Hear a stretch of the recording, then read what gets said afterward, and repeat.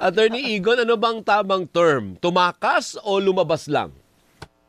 Siguro fugitive from justice, mas formal na sagot yan. No? Yung Para mas masakit yung fugitive, anong term ulit? Fugitive? Fugitive from fugitive justice. from justice. Yan ho kasi yung formal na definisyon na ginagamit sa korte at yan mismo naglabas na ng pronouncement ng Supreme Court na kung No. tinatakbo mo yung prosecution at saka yung pagkabilanggo o kaya yung kaso fugitive from justice ka. So, pugante sa Tagalog. Pugante. Tama ba? Para ang pagdating sa akin ng pugante, Pero lang tumakas. takdal sa kanya may warrant of arrest na. So Meron that's warrant of clearly arrest eh. avoiding the prosecution. So, pugante nga po. Okay. Based on the Maliwanag. definition issued by the courts and no less than the Supreme Court. Okay, ang sabi ni Senate President Alan Peter Cayetano, hindi yan tumakas kasi wala namang warrant of arrest eh. Hindi daw kasi pinresinta Oo. sa kanya o sa kanila sa Senado. Anong take mo doon, Attorney Igon? Hindi ho naman kinakailang ipresenta sa Senate President o sa Senado ang warrant of arrest laban sa isang tao. Hindi rin kinakailangan i-publicize yan. Kinonfirm na ho yan kaagad ng ICC at expected naman yan sapagkat matagal na nilang dineclare sila as co-perpetrators. So hindi naman ho yan pinapublicize. Ipapakita lang yan dun sa naaaresto pagka-aresto niya para nakakasiguro siya na meron talagang warrant of arrest. Ganun ho ang proseso. Hindi ho naman required na ipakita sa lahat ng kaalyado niya o kaya yung mga senador na yan. Opo, pero yun po ang paninindigan niya. Kaya po ginajustify ni Senate President Cayetano na lumabas lang. Hindi maliraw na gamitin yung salitang takas. Pati yung misis. Ang sabi ng misis o Miss Kapudin, hindi ho ba? Kinorek niya. Hindi daw ganun. Ang term daw ay lumabas lang because he is free to go. Well, kasama yan sa freedom of expression. Maaari kahit sino kung ano-anong interpretasyon sa atin lamang po at sinasabi lang natin kung anong sinasabi ng batas. Opo. So, attorney, sige, ibigay na natin kay SP, lumabas lang. Nag-may I go out lang. Pero asaan? Ipakita nyo sa amin. Bakit? Asaan siya ngayon? Dahil nagagalit po pag tinatanong eh. Do not ask leading questions. Yung mga ganyan ba? This is the Senate. Wala naman silang, ang tawag mo doon, attorney, body of proof of eclat, yung ganon? Well, tama ho yung punto nyo. Hindi dahil Senate President sila o Senador sila, di ba nag-issue sila kunwari ng resolution putting him under Senate protective custody. So ibig sabihin yan, hawak nyo siya, responsibilidad nyo. Ngayon na wala sa inyo, di ba dapat mag-explain kayo sa taong bayan? Oo, may pananagutan sila kasi tinanggap naman nila yung responsibilidad Yeah. na yung sige, sa kustodiya namin ito. Yun ang pinangalandakan nila sa buong bansa. Pero ngayon, lumabas, tumakas, umiska po, pugante siya equals na asaan?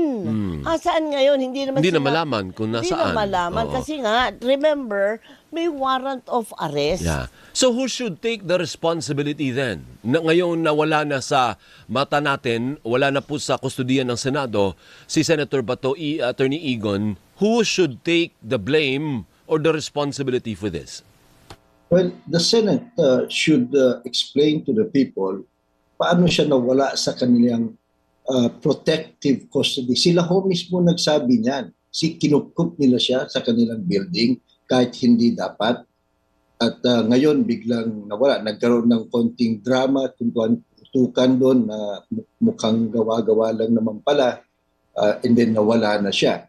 Di ba, where is their sense of responsibility? Hindi ho maganda yung attitude ng sino man sa gobyerno na gagawa kayo ng isang bagay at tinatanong kayo, don't ask me that question. Where is transparency? Where is accountability? That is very clear in our Constitution. We have to remind our public servants that they have this legal responsibility. So at the very least, they should explain. Kung meron kayong matinong explanation, edi sabihin nyo. Pero hindi ho pwedeng sabihin, don't ask me that question. Maging sino ka man sa gobyerno, you remain accountable to the Filipino people.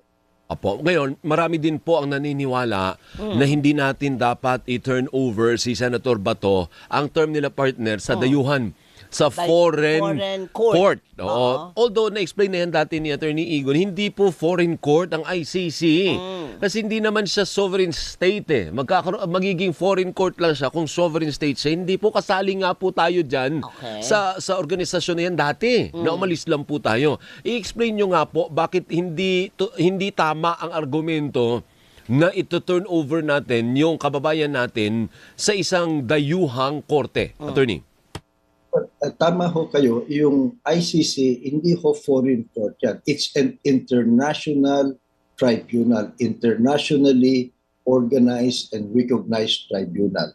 Kasama ang Republika ng Pilipinas na sumang-ayon na itayo ang korte na yan.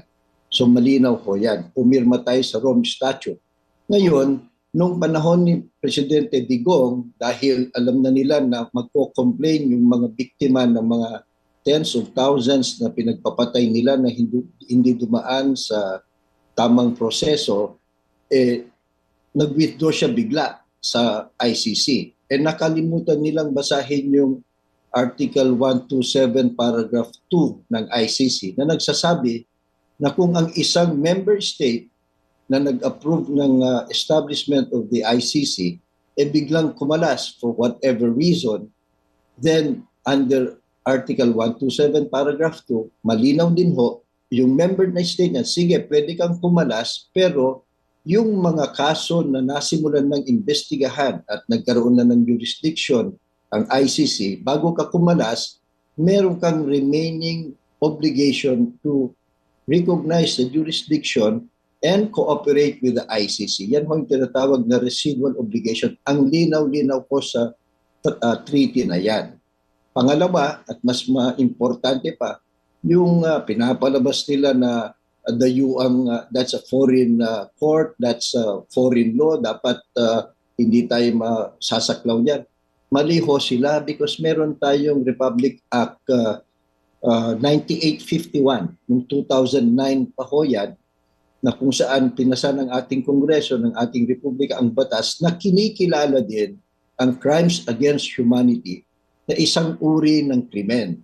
At nakalagay din ho dun sa Section 17 yan, kung sakasakali merong napaparatangan o akusado na Pilipino ng crimes against humanity at meron ng international tribunal na has taken jurisdiction at nangyayari na ang paglilitis doon, option ho ng Republika ng Pilipinas na isurrender ang Pilipinong yan dun sa tribunal na yon.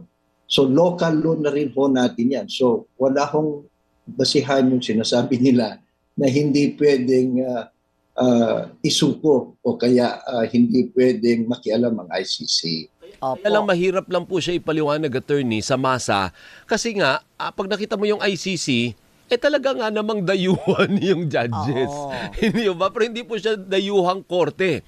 It's a creation of countries. Kasali na po ng Pilipinas dati, kaya lang tumayolag tayo. Kaya lang may years na kasali tayo na pwede nilang maimbestigahan. Doon naman nagsimula. Kung wala namang extrajudicial killings at wala namang war on drugs, hindi wala tayong pinag-uusapang kaso ngayon. Correct. Doon naman nagsimula yun lahat, hindi Tama, ba? Ano po? So mahirap siya ipaliwanag na hindi yan foreign court.